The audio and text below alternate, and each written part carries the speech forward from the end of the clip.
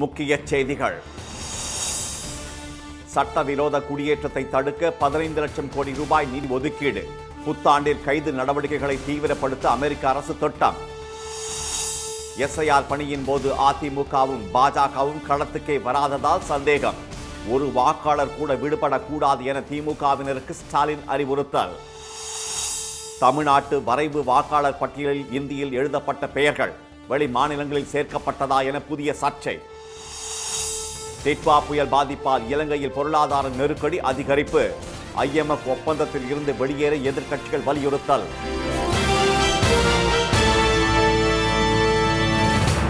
வணக்கம். வணக்கம். அமெரிக்காவில் சட்டவிரோத குடியேற்றத்தை தடுப்பதற்கான நடவடிக்கைகளை புத்தாண்டில் மேலும் கடுமையாக்க ட்ரம்ப் முடிவு செய்துள்ளார்.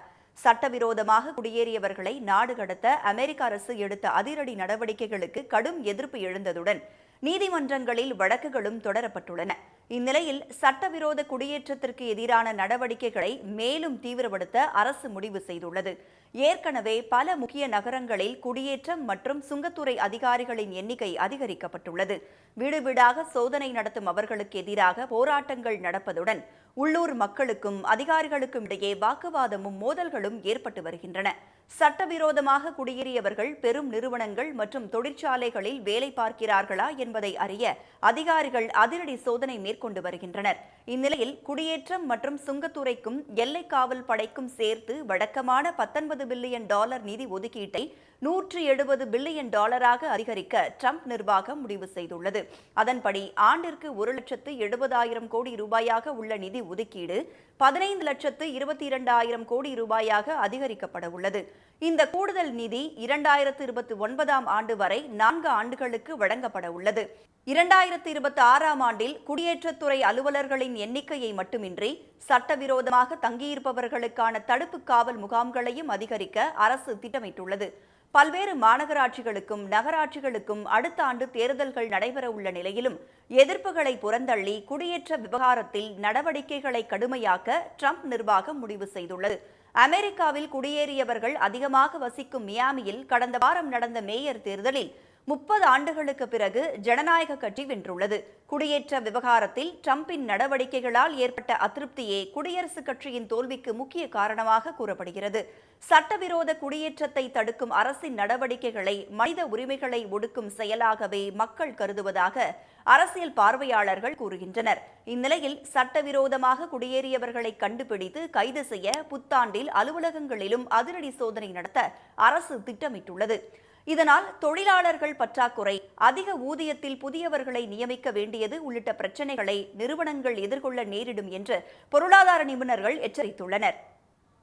வாக்காளர் பட்டியல் சிறப்பு தீவிர திருத்தத்தின் போது அதிமுகவும் பாஜகவும் களத்துக்கே வராதது சந்தேகம் தருவதாக கூறியுள்ள முதலமைச்சர் திரு மு க ஸ்டாலின் ஒரு வாக்காளர் கூட விடுபடாமல் பார்த்துக் கொள்ள வேண்டும் என திமுகவினருக்கு அறிவுறுத்தி உள்ளார். எஸ்ஐஆர் பணிகளுக்கு பிறகு கடந்த 19ஆம் தேதி வெளியிடப்பட்ட வரைவு வாக்காளர் பட்டியலில் தமிழ்நாட்டில் 97 லட்சம் வாக்காளர்கள் நீக்கப்பட்டுள்ளனர். அவர்களில் இடம்பெயர்ந்தவர்கள் 66 லட்சம் பேர் என தெரிவிக்கப்பட்டுள்ளது. வரைவு வாக்காளர் பட்டியல் தொடர்பாக திமுக தலைவரும் முதலமைச்சருமான திரு மு க ஸ்டாலின் தலைமையில் திமுக மாவட்ட செயலாளர்கள் கூட்டம் காணொலி வாயிலாக நேற்று நடைபெற்றது. இதில் உரையாற்றிய திரு ஸ்டாலின் 168 தொகுதிகளில் 10% அதிகமான வாக்காளர்கள் நீக்கப்பட்டுள்ளதால் இது குறித்து வாக்குச்சாவடி வாரியாக சரிபார்க்க வலியுறுத்தி உள்ளார். எஸ்ஐஆர் பணியின் போது திமுகவினர் அனைத்து மட்டத்திலும் உழைத்த போதிலும் அதிமுகவும் பாஜகவும் களத்துக்கே வராததால் சந்தேகப்பட வேண்டியுள்ளதாக அவர் தெரிவித்துள்ளார். ஒவ்வொரு வாக்குச்சாவடியிலும் நீக்கப்பட்டவர்கள் பட்டியலும் அதில் யாரெல்லாம் ஓரணியில் தமிழ்நாடு உறுப்பினர்கள் என்ற விவரமும் மாவட்ட செயலாளர்களுக்கு அனுப்பி வைக்கப்படும் என்றும் விவரங்களை முழுமையாக சரிபார்க்க வேண்டும் என்றும் திரு ஸ்டாலின் கூறியுள்ளார். வாக்குச்சாவடி வாரியாக ஒரே ஒருவர் தவறுதலாக விடுபட்டிருந்தால் கூட படிவம் 6 நிரப்பி கொடுத்து வாக்காளர் பட்டியலில் இணைக்க வேண்டியது ஒவ்வொரு மாவட்ட செயலாளர் தொகுதி பார்வையாளர் பொறுப்பு என அவர் கூறியுள்ளார். தமிழ்நாட்டில் வாக்குச்சாவடிகளின் எண்ணிக்கை 68,467 இருந்து 75,032 அதிகரிக்கப்பட்டுள்ளதால் புதிய வாக்குச்சாவடிகளுக்கு வாக்குச்சாவடி நிலை முகவர்களையும் வாக்குச்சாவடி குழு பொறுப்பாளர்களையும் நியமிக்க வேண்டும் என திரு ஸ்டாலின் கேட்டுக் கொண்டுள்ளார். நேர்வழியில் வீழ்த்த முடியாத பாசிச சக்திகளும் எதிரிகளும் குறுக்கு வழியில் காரியம் சாதிக்க நினைப்பார்கள் என்று எச்சரித்துள்ள அவர் அதற்கு கடுகளவும் இடம் தரக்கூடாது என்று கூறியுள்ளார். வலிமையான திமுக கூட்டணிதான் வெற்றி கூட்டணி என்று குறிப்பிட்டுள்ள திரு ஸ்டாலின், வெற்றி கிட்டும் வரை கவனம் சிதறாமல் உழைக்குமாறு தொண்டர்களுக்கு அறிவுறுத்தியுள்ளார். தமிழ்நாட்டில் வெளியிடப்பட்ட வரைவு வாக்காளர் பட்டியலில் ஹிந்தியில் பெயர்கள் இடம்பெற்றிருப்பது தெரியவந்துள்ள நிலையில் அந்த பெயர்கள் வெளிமாநிலங்களிலிருந்து சேர்க்கப்பட்டவையா என்ற கேள்வி எழுந்துள்ளது. தமிழ்நாட்டில் அண்மையில் வெளியிடப்பட்ட வரைவு வாக்காளர் பட்டியலின்படி இந்தியாவிலேயே அதிகபட்சமாக தமிழ்நாட்டில்தான் சுமார் 1 கோடி வாக்காளர்கள் நீக்கப்பட்டுள்ளனர். இதனால் தமிழக வாக்காளர்களின் எண்ணிக்கை 6.41 கோடியிலிருந்து 5.44 கோடியாக சரிந்துள்ளது. சென்னை மாவட்டத்தில் 40 லட்சத்திற்கும் மேற்பட்ட வாக்காளர்கள் இருந்த நிலையில் 14 லட்சம் பேர் நீக்கப்பட்டுள்ளனர். அதாவது 1/3 பங்கு வாக்காளர்களின் பெயர்கள் அகற்றப்பட்டுள்ளன. இதனால் பொதுமக்கள் கடும் அதிர்ச்சி அடைந்துள்ளனர். சென்னைக்கு அடுத்து செங்கல்பட்டு மாவட்டத்தில் 7,1871 பேரும், கோவை மாவட்டத்தில் 6.5 லட்சம் பேரும், திருப்பூர் மாவட்டத்தில் சுமார் 6 லட்சம் பேரும் நீக்கப்பட்டுள்ளனர். மாநிலம் முழுவதும் பெயர் நீக்கப்பட்டவர்களில் 66 லட்சத்திற்கும் மேற்பட்டவர்கள் முகவரி இல்லாதவர்கள் என தேர்தல் ஆணையம் தெரிவித்திருப்பது நெருடலை ஏற்படுத்துவதாக முன்னாள் மத்திய அமைச்சர் திரு ப. சிதம்பரம் கூறிய நிலையில், மயிலாடுதுறையில் செய்தியாளர்களிடம் பேசிய மனிதநேய ஜனநாயக கட்சித் தலைவர் திரு தமிமுன் அன்சாரியும் அதே சந்தேகத்தை எழுப்பியுள்ளார். இந்நிலையில் காங்கிரஸ் எம்பி திரு மாணிக்கம் தாகூர் வெளியிட்டுள்ள பரபரப்பு தகவல் சர்ச்சையை எழுப்பியுள்ளது.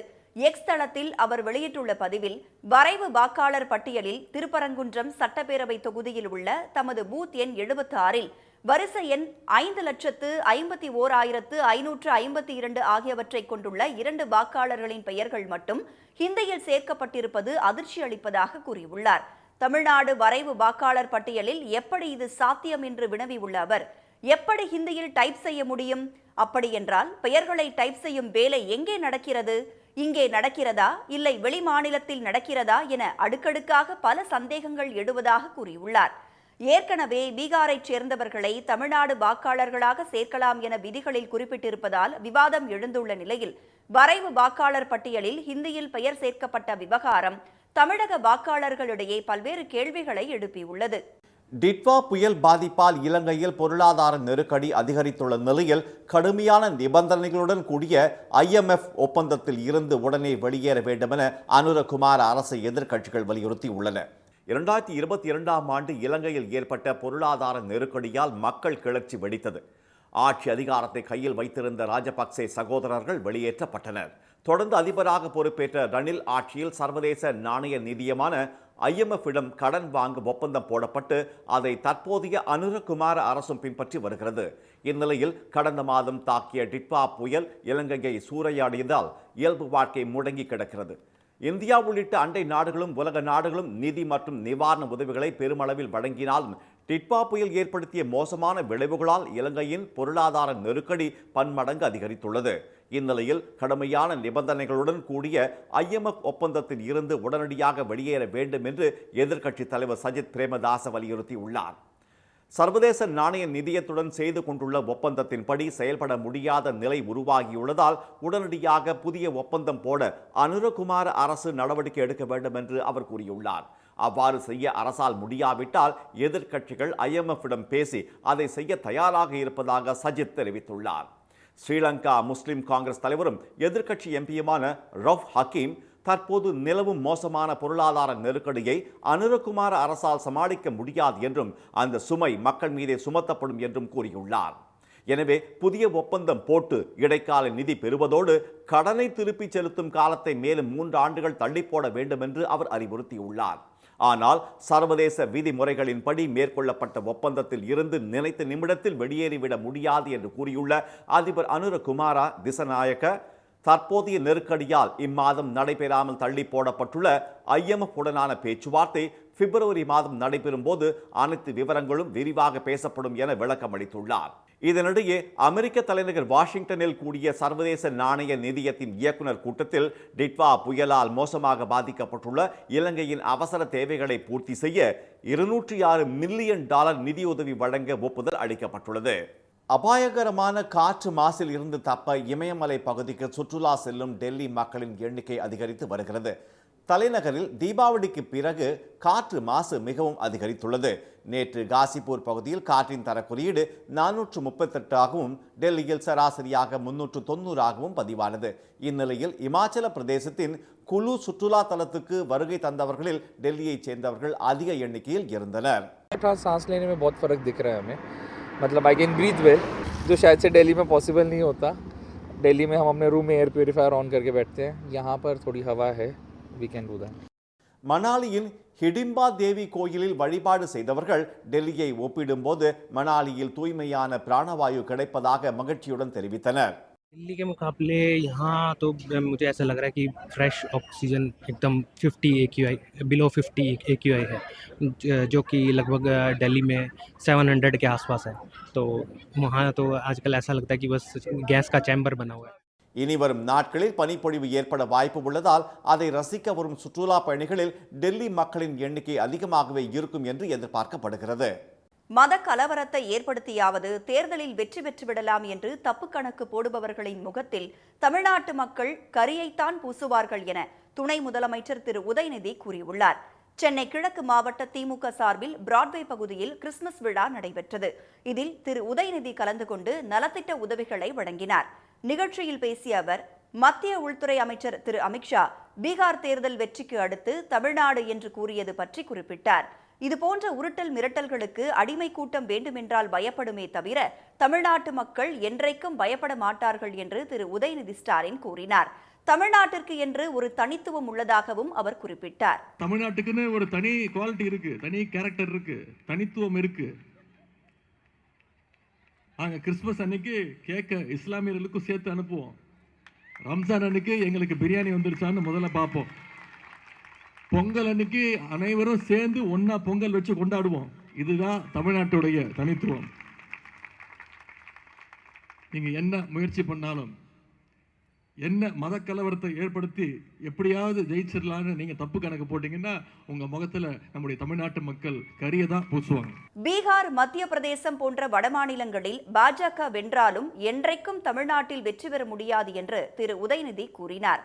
முதலமைச்சர் திரு மு க ஸ்டாலின் சொல்வது போல தமிழ்நாடு எப்பொழுதுமே டெல்லிக்கு அவுட் ஆஃப் கண்ட்ரோல் தான் என்று அவர் தெரிவித்தார்.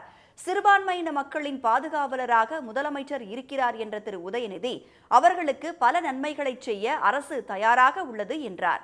சிறுபான்மையினருக்கு அரணாக உள்ள அரசுக்கு அவர்களும் பாதுகாப்பு அரணாக இருக்க வேண்டும் என்று கேட்டுக்கொள்வதாக அவர் கூறினார். மாநில அளவிலான நீச்சல் போட்டிகளில் பல்வேறு சாதனைகள் படைத்த தருமபுரி மாவட்டத்தைச் சேர்ந்த மாற்றுத்திறனாளி வீரர் பாராலிம்பிக் கனவுகளுடன் பயிற்சி மேற்கொண்டு வருகிறார். அரூர் வட்டம் தாசரஹள்ளி குக்கிராமத்தைச் சேர்ந்த குமரவேல் சௌமியா தம்பதியின் ஒரே மகனான கார்த்திக் அரசு பள்ளியில் 7ஆம் வகுப்பு படித்து வருகிறார். சிறு வயதிலேயே முதுகு தண்டுவட பிரச்சனையால் பாதிக்கப்பட்ட கார்த்திக்கை அறுவை சிகிச்சைக்கு பிறகு மருத்துவ ஆலோசனைப்படி பெற்றோர் நீச்சல் பயிற்சி பெற செய்தனர். நீச்சல் பயிற்சி பெற்ற கார்த்திக் முதலில் தேனி மாவட்டத்தில் நடந்த நீச்சல் போட்டியில் கலந்து கொண்டு 3 தங்கப் பதக்கங்களை வென்றார். பிறகு புதுக்கோட்டை, சென்னை, கோயம்புத்தூரில் நடைபெற்ற போட்டிகளிலும் கலந்து கொண்டு பதக்கங்களை வென்று அவர் சாதனை படைத்துள்ளார்.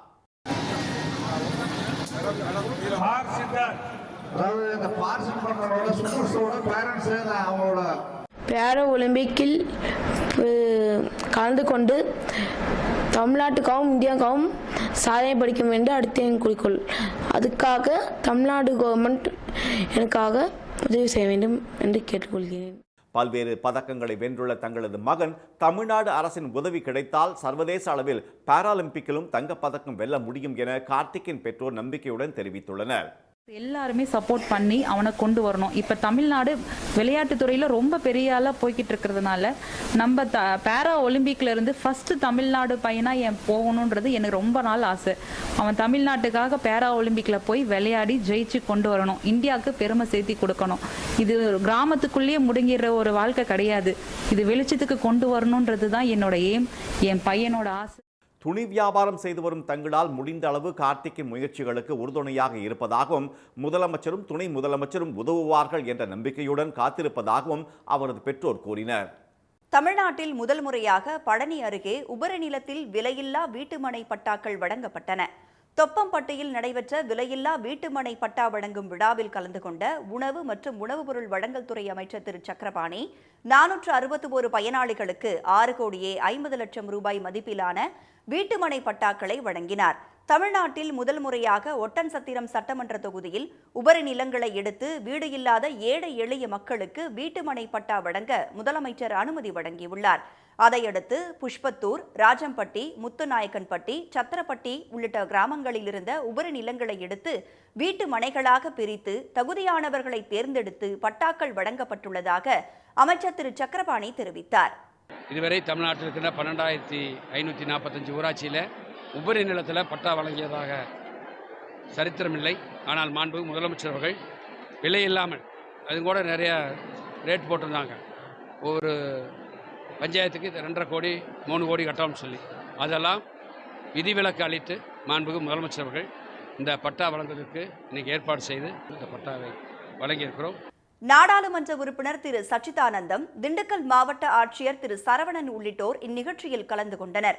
சத்திரப்பட்டியில் 30 ஆண்டுகளாக வீட்டுமனை பெற முடியாமல் இருந்த நிலையில் அரசின் நடவடிக்கையால் தற்போது பட்டாக்கள் வழங்கப்பட்டுள்ளன. சொந்த வீடு இல்லாமல் இருந்த தங்களுக்கு வீட்டுமனை பட்டா வழங்கிய அரசிற்கு பெண்கள் நன்றி தெரிவித்துக் கொண்டுள்ளனர். இந்திய வங்கிகளில் அந்நிய முதலீட்டை ஊக்குவிக்கும் மத்திய அரசின் கொள்கையை எதிர்த்து போராட்டங்கள் நடத்துவது என தமிழ்நாடு வங்கி ஊழியர்கள் சம்மேளனம் தீர்மானம் நிறைவேற்றி உள்ளது. பொள்ளாச்சியில் நடைபெற்ற அந்த அமைப்பின் மாநாட்டில் வங்கித்துறை மற்றும் ஊழியர்களின் பிரச்சனைகள் குறித்து விவாதிக்கப்பட்டது. பின்னர் செய்தியாளர்களிடம் பேசிய சம்மேளனத்தின் பொதுச் செயலாளர் திரு அருணாச்சலம், வங்கிகளை இணைக்க வேண்டும் என்ற அரசின் கொள்கையை தாங்கள் எதிர்ப்பதாக தெரிவித்தார். தனியார் துறை வங்கிகளில் அதிகப்படியான அந்நிய முதலீட்டை வரவேற்கும் கொள்கை, ஆட்குறைப்பு போன்றவற்றுக்கு எதிராக தங்கள் அமைப்பு தொடர்ந்து போராடும் என்று அவர் கூறினார். தனியார் துறை வங்கிகளில் அதிகமாக அந்நிய நாட்டு முதலீட்டை வரவேற்கக்கூடிய மத்திய அரசாங்கத்தினுடைய கொள்கையை எதிர்க்கின்றோம். அதற்காக சமீபத்தில் டெல்லியிலே ஒரு மிகப்பெரிய தர்ணா போராட்டம் நடைபெற்றது. பொதுத்துறை வங்கிகளில் பார்த்தால் ஆட்குறைப்பு என்ற முறையிலே ஊழியர்களே இல்லாத நிலைமையை ஏற்படுத்தி கொண்டிருக்கிறார்கள். ஆகவே அதை பற்றியும் இந்த கூட்டத்தில் விவாதத்தில் தீர்மானங்கள் நிறைவேற்றி அதற்காக நீண்ட நெடிய போராட்டத்தை நடத்துவதற்கு நாங்கள் எங்களை தயார்படுத்திக் கொண்டிருக்கின்றோம். நாட்டின் நிதி நிறுவனங்களில் உள்ள பொதுமக்களின் பணத்துக்கு முழு பாதுகாப்பு அளிக்கப்பட வேண்டும், வாடிக்கையாளர்களுக்கு உரிய சேவை வழங்க ஊழியர்களை அதிகரிக்க வேண்டும் என்பன உள்ளிட்ட தீர்மானங்களும் மாநாட்டில் நிறைவேற்றப்பட்டன. மீண்டும் முக்கிய செய்திகள். அமெரிக்காவில் சட்டவிரோத குடியேற்றத்தை தடுப்பதற்கான நடவடிக்கைகளை புத்தாண்டில் மேலும் கடுமையாக்க ட்ரம்ப் முடிவு செய்துள்ளார். எஸ்ஐஆர் பணியின் போது அதிமுகவும் பாஜகவும் களத்துக்கே வராதது சந்தேகம் தருவதாக கூறியுள்ள முதலமைச்சர் ஸ்டாலின் ஒரு வாக்காளர் கூட விடுபடாமல் பார்த்துக் கொள்ளுமாறு திமுகவினருக்கு அறிவுறுத்தியுள்ளார். டிட்வா புயல் பாதிப்பால் இலங்கையில் பொருளாதார நெருக்கடி அதிகரித்துள்ள நிலையில் IMF ஒப்பந்தத்தில் இருந்து வெளியேற வேண்டும் என எதிர்க்கட்சிகள் வலியுறுத்தியுள்ளன. இத்துடன் இந்த செய்திகள் நிறைவடைந்தன. மீண்டும் சன் டிவியில் செய்திகள் மாலை 6 மணிக்கு. செய்திகளை உடனுக்குடன் தெரிந்து கொள்ள QR கோடை ஸ்கேன் செய்து சன் நியூஸ் வாட்ஸ்அப் சேனலில் இணைந்திருங்கள். வணக்கம். வணக்கம். உடனுக்குடன் செய்திகளை தெரிந்து கொள்ள சன் நியூஸ் பெல் ஐகானை கிளிக் பண்ணுங்க.